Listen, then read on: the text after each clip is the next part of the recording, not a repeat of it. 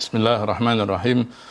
Assalamualaikum warahmatullahi wabarakatuh. Alhamdulillah wassalatu wassalamu ala rasulillah amma ba'du. Ini sengaja saya siaran langsung untuk sekedar menyapa semua sahabat, keluarga, dan yang mengenal saya dimanapun berada. Alhamdulillah, pagi hari ini di Sayyidul Ayyam, hari Jumat, kita bersyukur alhamdulillah bisa kembali dipertemukan oleh Allah dengan kehidupan yang baru. Setiap harinya hakikatnya adalah rezeki dari Allah. Saya selalu menyampaikan dalam beberapa majelis, terutama ketika kajian subuh, bahwa nikmat bangun tidur adalah nikmat yang besar yang direzekikan oleh Allah Subhanahu wa taala. Jadi ketika bangun tidur itu, di antara nikmat yang harus kita syukuri adalah nikmat bangun tidurnya itu sendiri. Nah, jadi Rasulullah kemudian mengajarkan doa bangun tidur dengan ungkapan kepujian kepada Allah. Maka bisa kita lihat dalam riwayat itu Rasulullah mengajarkan doa bangun tidur dengan ungkapan kesyukuran. Alhamdulillahilladzi ahyana ba'dama amatana wa ilaihin nusyur. Segala puji bagimu ya Allah yang telah menghidupkan kami setelah engkau matikan kami. Nah, ini adalah satu upaya untuk menyambung kembali silaturahim dengan semua yang mungkin kenal. Dan hari-hari yang akhir ini kita lebih banyak berdiam di rumah, terutama di mana saja.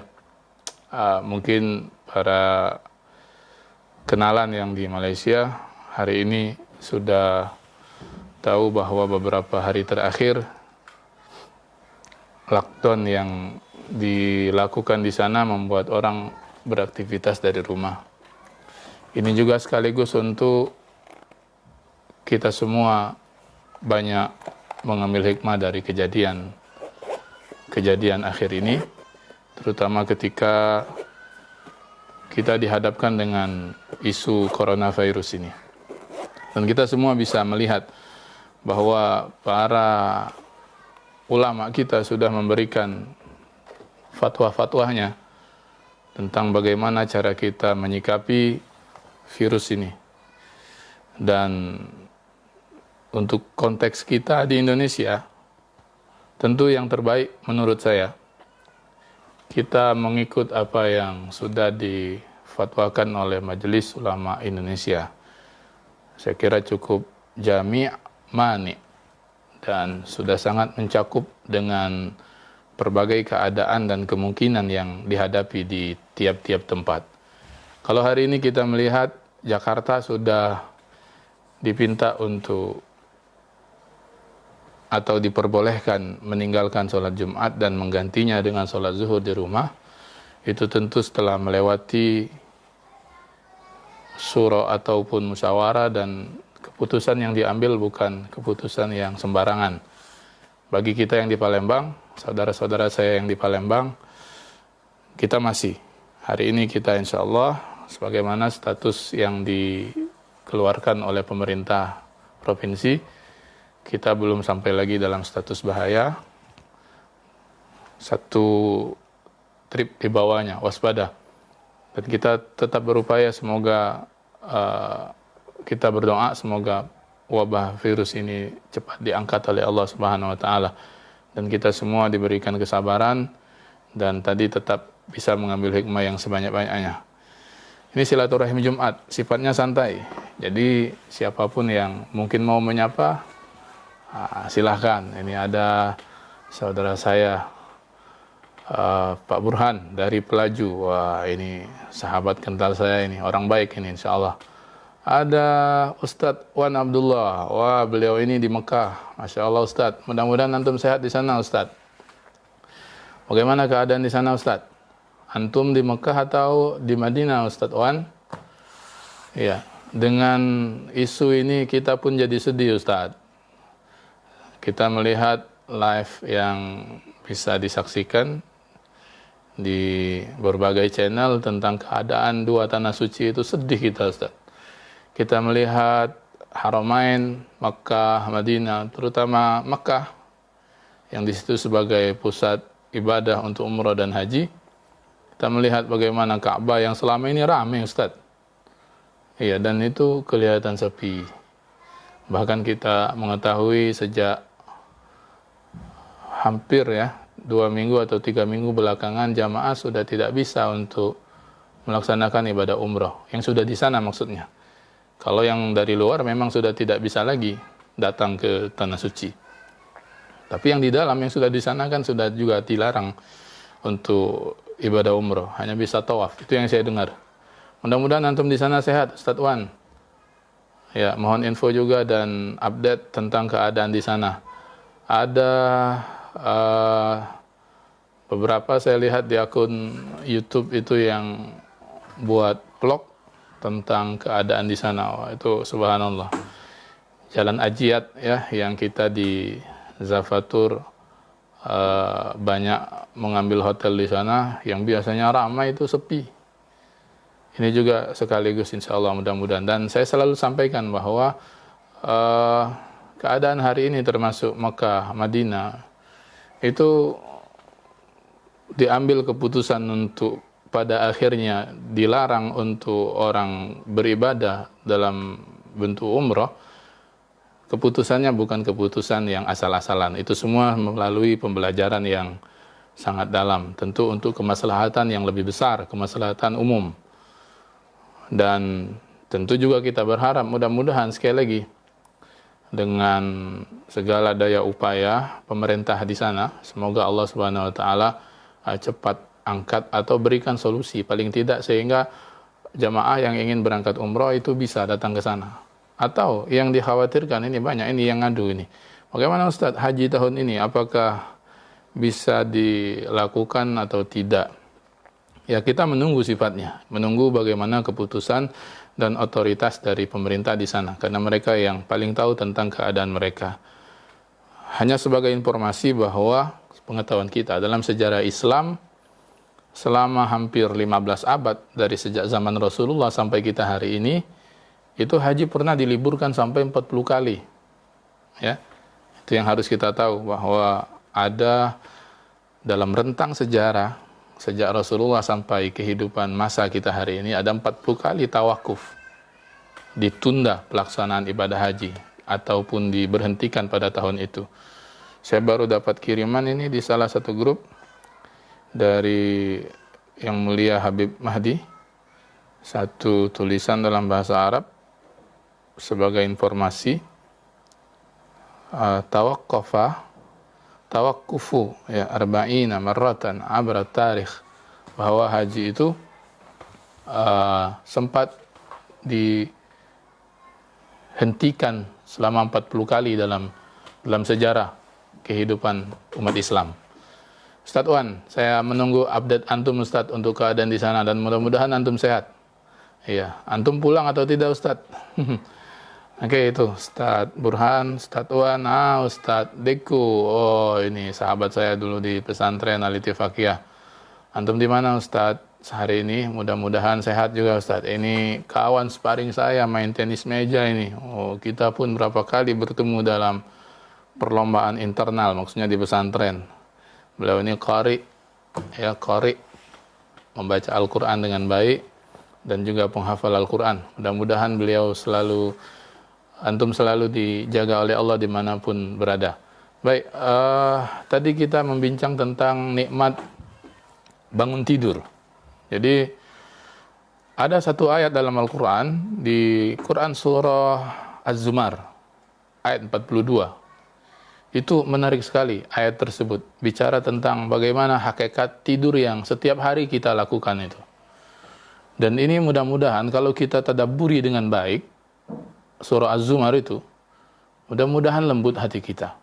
Ya, Allah Subhanahu wa taala berfirman dalam ayat tersebut, A'udzubillahi minasyaitonirrajim.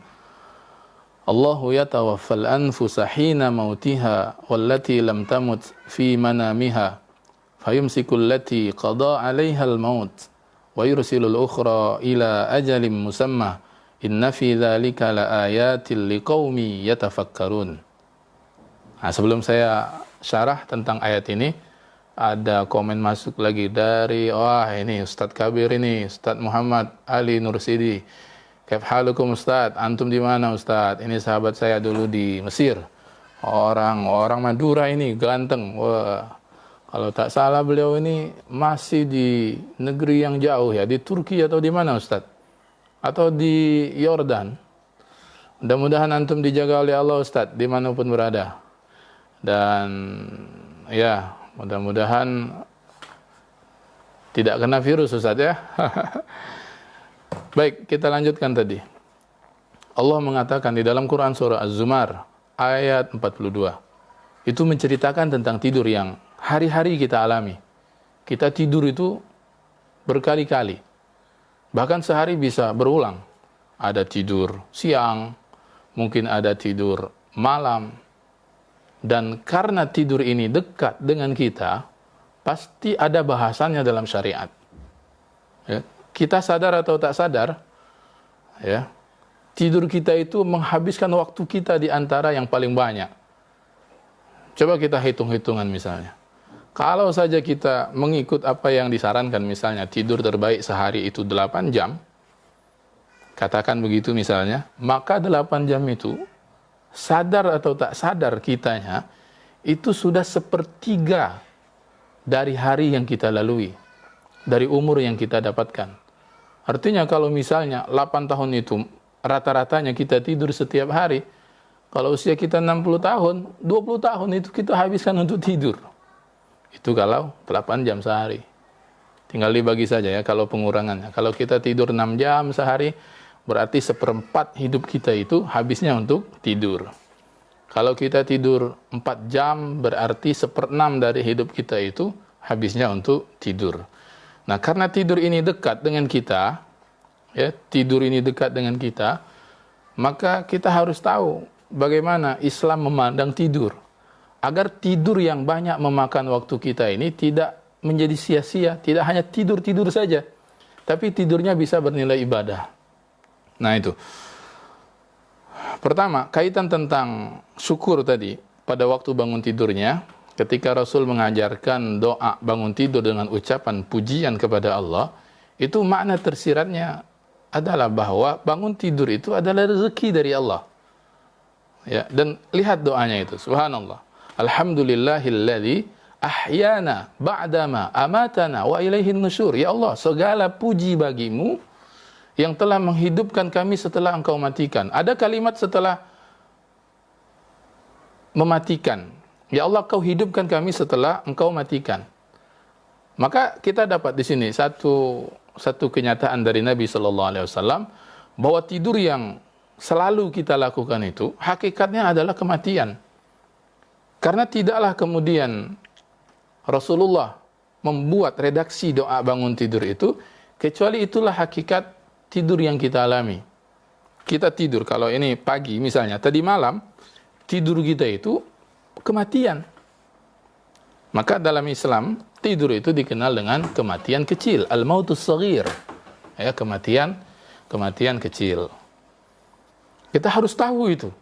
Dan bukti bahwa tidur itu kematian bukan hanya Rasul melalui ajaran doa bangun tidurnya tersebut, tapi Allah yang mengatakan. Dalam Al-Qur'an tadi yang saya bacakan surah Az-Zumar ayat 42.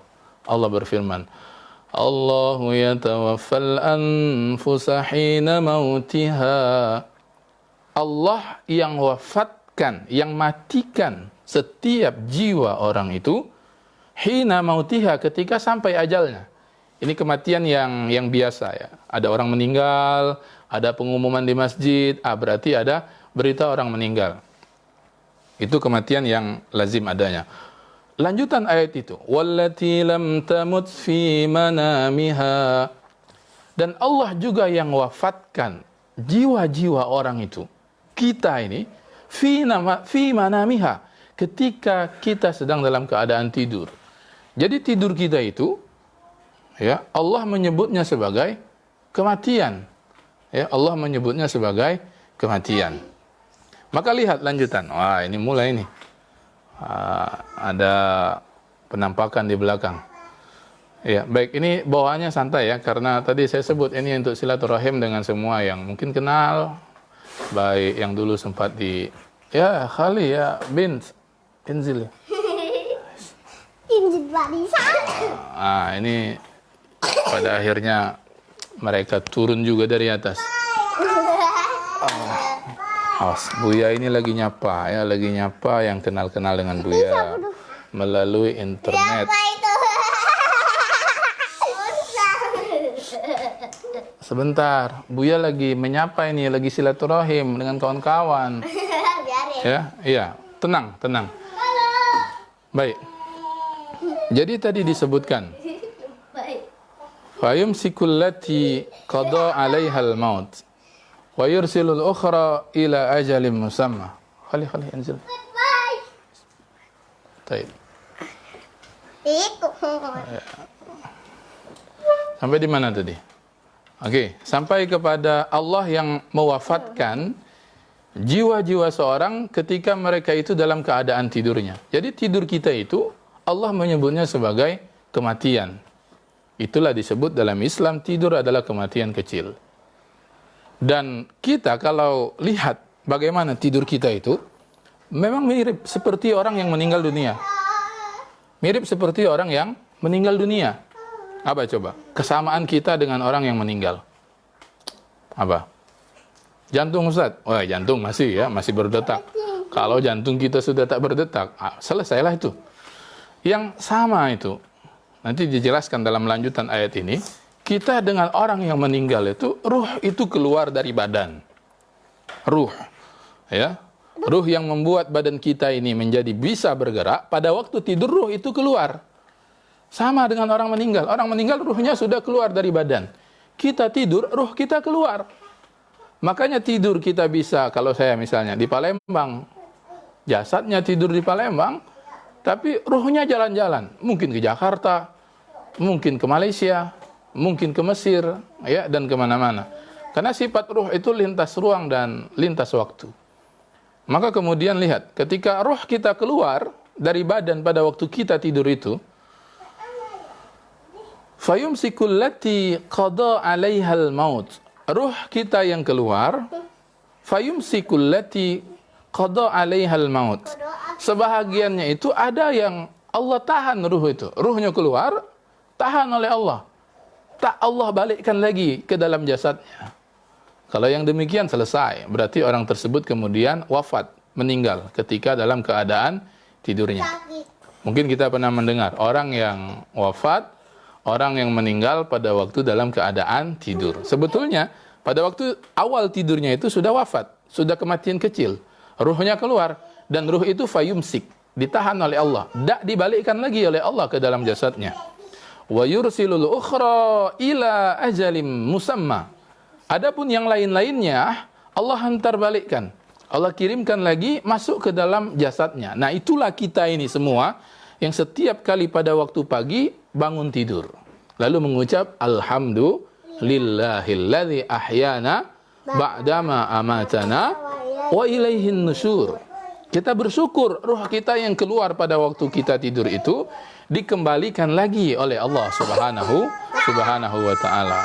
Nah, itu. Jadi kembali kepada kalimat di awal tadi, yang harus kita syukuri kali pertama pada waktu kita bangun tidur itu adalah nikmat bangun tidurnya itu sendiri. Karena ketika kita masih bisa bangun, itu artinya masih diberikan peluang oleh Allah. Kalau nak buat sholat, masih bisa sholat. Kalau pingin baca Quran, masih ada kesempatan mau baca Quran. Kalau kita mau berzikir, masih ada peluang untuk berzikir. Ya, kalau mau berbuat baik, dengan kita diberikan nikmat hidup yang baru, bisa kita berbuat baik. Tapi kalau sudah kemudian fayumsik tadi, tidur ruh keluar, ditahan oleh Allah, tak dibalikkan, selesai. Kalau kita sudah wafat, selesai. Nak sholat, tak baca lagi. Nak tak bisa lagi. Kemudian mau ibadah, zikir yang lain, baca Quran, tidak bisa lagi. Maka itu, para sahabat yang dimuliakan Allah, nikmat dibangunkan tidur kembali oleh Allah ini, dibangunkan lagi oleh Allah ini, inilah nikmat yang harus kita syukuri setiap kali mengawali hari. Makanya doa tadi selalu saya ulang-ulang. Rasulullah jujur mengajarkan doa Alhamdulillah. Tidak dengan bismillah, tidak dengan kalimat yang lain, tapi justru beliau itu mengawali kalimat bangun tidurnya itu dengan mengucap Alhamdulillah. Ya, baik. Kalau ada yang mau bertanya silahkan sambil kita silaturahim begini. Hamba Allah Ya, itu apa? silahkan. Hamba Allah itu apa? Sahabat-sahabat saya yang sudah komen ini tadi ada Pak Burhan di Pelaju, Hajiwan di Makkah, Pak Merdiko di mana beliau saya lupa antara Pagar Alam, Lahat atau Empat Lawang. Kiai Ali Nursidi, ini sahabat saya di Mesir. Saya tidak tahu keberadaan beliau sekarang di mana. Mudah-mudahan tetap sehat walafiat dimanapun berada. Anak pertama. Baik, jadi itu sebagai ini salam silaturahim pertama saya yang saya live di Facebook. Mudah-mudahan bisa menyapa tiap hari Jumat karena saat ini jadwal Jumat kosong. Sebetulnya tiap 2 pekan itu jadwal di Angkasa Pura II. Angkasa Pura II di Bandara Internasional Sultan Mahmud Badarudin II untuk kajian kitab Al-Azkar. Tapi sudah 2 pekan ini dipospon dahulu karena ya ini juga karena isu coronavirus. Dan kita tahu bandara di antara titik yang cukup rawan karena sebagai tempat laluan orang pergi dan pulang, orang lalu lalang. Maka untuk sebagai ikhtiar kita menghindarkan kemungkinan, maka untuk sementara kegiatan yang sifatnya mengumpulkan orang ramai ditunda terlebih dahulu. Ini ada masuk Akhi Mahmud Qadri Al-Jawi. Oh, beliau Ustadz ini ya di Sentosa Pelaju. Mudah-mudahan antum sehat Ustadz. Babon, ini juga Waalaikumsalam warahmatullahi wabarakatuh. Orang Diri ini, orang Pedamaran, alumni pesantren, Masya Allah ya, Ittifaqiyah juga. Mudah-mudahan sehat juga Ustadz, murah rezeki antum ya. Babon juga mudah-mudahan dek murah rezeki di sana insya Allah. Baik, jadi insya Allah mudah-mudahan ada waktu kosong karena ini kita juga banyak yang di rumah. Mudah-mudahan bisa terus bersapa melalui media Facebook ini. Sekaligus juga kalau ada yang pengen menyapa atau pengen bertanya boleh silahkan. Hari ini saya membahas mentadaburi tentang salah satu ayat di dalam Quran surah Az-Zumar ayat 42 yang itu menerangkan tentang hakikat tidur yang setiap hari kita alami. Karena setelah itu mematikan. Coba ulangi. Akulah. Virus corona itu adalah mematikan. Ini anak-anak ini. Mematikan. Khalil, baik. Jadi begitu insya Allah mudah-mudahan ada yang bisa diambil, dipetik hikmahnya dengan kita membaca Quran surah Az-Zumar ayat 42 tadi juga sebagai perenungan. Dan ada yang bisa diambil. Waduh, ini komen masuk ini. Bahaya komennya ini. Ustadz Firdaus ini. Sahibus Samaha. Ustadz besar ini di Pangkal Pinang. Ustadz Firdaus. Assalamualaikum Ustadz. Gimana persyaratan poligami? Wah, bahaya ini pertanyaan beliau ini. Ini menjebak ini. Ustadz, antum nanyanya itu ya tidak sesuai dengan yang ditanya. Oke lah. Khalih. Mal mas'ulu anha bi'a'lama minas sa'il. Nah, itu jawabannya Ustaz. Ya, gitu aja Ustaz. Mal mas'ulu anha bi'a'lama minas sa'il. Yang ditanya tidak lebih tahu daripada yang bertanya. Abang Syed Al-Baiti, Masya Allah ini jauh ini dari Malaysia. Dari Mekah. Alhamdulillah Bang. Pertama saya doakan semoga antum di Malaysia sehat Bang ya. Kita di Palembang status setakat ini disebut dengan waspada. belum lagi dalam bahaya untuk Palembang. Nah, tapi kalau Jakarta dia sudah maklumkan bahwa macam sembahyang Jumat dah boleh diganti dengan solat zuhur. Juga beberapa keadaan yang lain termasuk majelis-majelis di Jakarta ditutup. Tapi kalau kita di Palembang setakat ini masih baik lagi. Belum dalam tahap bahaya, tapi kita terus memantau dan mengikuti perkembangannya. Untuk di Palembang sebagai ikhtiar Fali.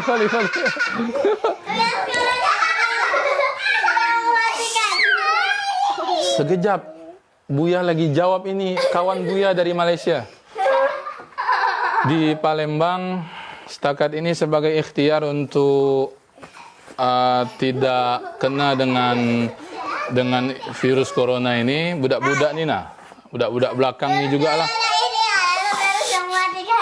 Budak-budak sekolah dia sudah dicutikan. Kemudian beberapa majelis, wabil khusus majelis-majelis yang ada di kerajaan atau di bawah pentadbiran kerajaan juga sudah dicutikan. Tapi kalau masjid-masjid masih ramai lagi. Masjid masih buat solat jamaah, masih ada majelis-majelis. Sama macam kita semua dimanapun berada, Bang ya. InsyaAllah kita berdoa semoga virus corona ini cepat diangkat oleh Allah Subhanahu Wa Taala. Amin. Saya pun mendoakan abang dan semua sahabat dan kenalan di negeri jiran semoga aman, dan saya tahu bahwa di sana sudah kerajaan sudah maklumkan tentang lockdown. Ya, semoga cepat tentang virus ini diangkat oleh Allah Subhanahu Wa Taala dan keadaan semakin membaik. Ya, apalagi kita nak berhadapan ini dengan bulan yang kita tunggu, bulan suci Ramadan. Kita berharap dan berdoa semoga masa Ramadan nanti tiba, kita sudah dalam keadaan yang aman dan sentosa. Ya, dan kita dapat beribadah dengan baik, dengan tenang, dengan selesa. Itu Bang ya, salam untuk sahabat-sahabat di negeri Melayu Bang, di negeri jiran. Saya doakan juga mudah-mudahan semua selamat, semua sehat dan dilindungi oleh Allah Subhanahu Wa Taala. Baik, jadi itu ya untuk sesuatu yang boleh masih lagi logat Melayu. Padahal saya tak jawab lagi ya Bang nih. Baik. Jadi itulah yang bisa disampaikan, insyaallah mudah-mudahan dari tadabbur Quran surah Az-Zumar ayat 42, sekaligus juga sebagai media silaturahim dengan semua yang kenal dimanapun berada. Insyaallah sama-sama kita berdoa dengan doa-doa yang diajarkan oleh Nabi SAW di tengah virus corona ini. Allahumma inni a'udzubika minal baras wal junun wal juzam wa min sayyi'il asqam. Doa. Allahumma inni a'udzubika minal barasi wal jununi wal juzami wa min sayyi'il asqam. Ya Allah, jauhkan kami dari virus corona. Allahumma amin ya rabbal alamin. InsyaAllah saya akan buat lebih kerap, lebih sering untuk silaturahim live streaming di Facebook ini. Sekaligus juga silahkan kalau ada yang pengen bertanya nanti pada waktu live, apa yang bisa dijawab insyaallah dijawab. Hadaniyallah wa iyyakum ajmain. Aqulu qouli hadza wa astaghfirullah li wa lakum. Wassalamualaikum warahmatullahi wabarakatuh.